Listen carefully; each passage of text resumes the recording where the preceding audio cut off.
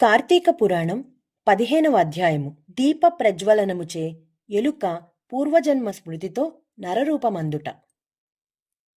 అంతటా జనక మహారాజుతో వశిష్ఠ మహాముని, జనక, కార్తీక మహత్యము గురించి ఎంత వివరించినను పూర్తి కానేరదు. కాని మరియొక ఇతిహాసము తెలియచెప్పెదను, సావధానుడవై ఆలకింపు అని ఇట్లు చెప్పెను.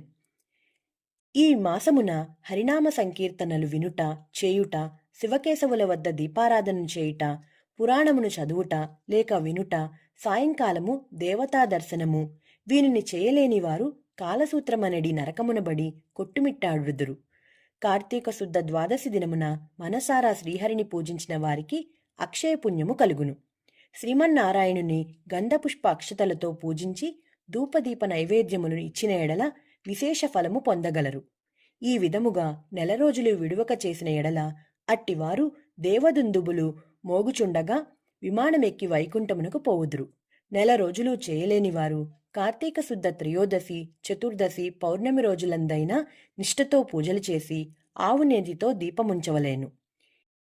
ఈ మహాకార్తీకములో ఆవు పాలు పితికినంతసేపు మాత్రము దీపముంచిన ఎడల మరుజన్మలో బ్రాహ్మణుడుగా జన్మించును.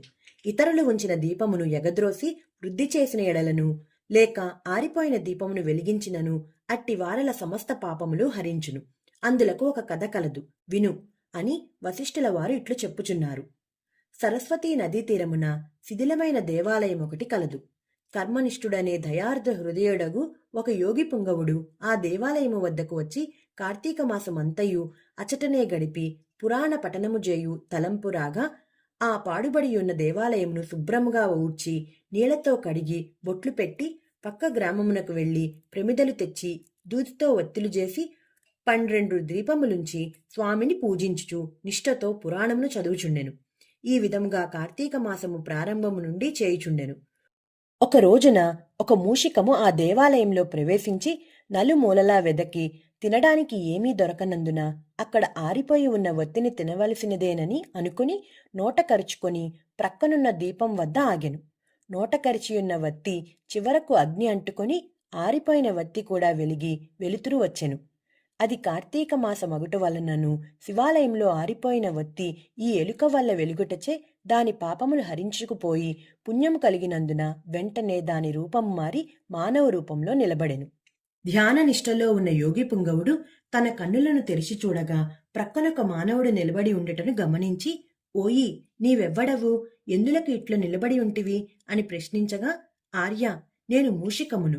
రాత్రి నేను ఆహారమును వెదుకుకొంటూ ఈ దేవాలయంలోనికి ప్రవేశించి ఇక్కడ కూడా ఏమీ దొరకనందున నెయ్యి వాసనలతో నుండి ఆరిపోయిన వత్తిని తినవలనని దానిని నోటకరిచి ప్రక్కనున్న దీపం చెంత నిలబడి ఉండగా నా అదృష్టం కొలది ఆ వత్తి వెలుగుటచే నా పాపములు పోయినందున కాబోలు వెంటనే పూర్వజన్మం ఎత్తి తిని.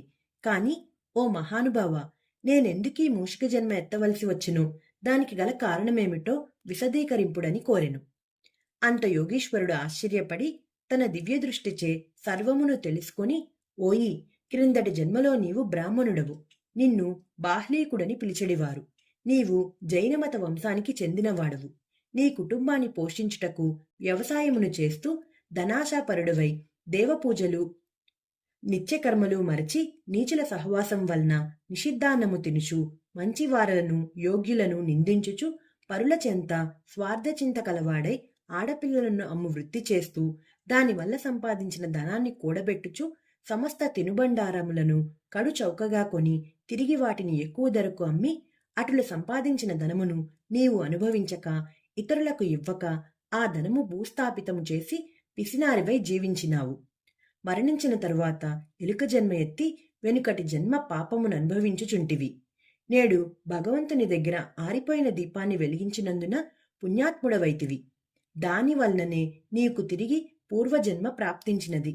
కాన నీవు నీ గ్రామమునకు పోయి నీ పెరటియందు పాతిపెట్టిన ధనమును త్రవ్వి ఆ ధనముతో దాన ధర్మాలు చేసి భగవంతుని ప్రార్థించుకొని మోక్షము పొందుమని అతనికి నీతులు చెప్పి పంపించెను.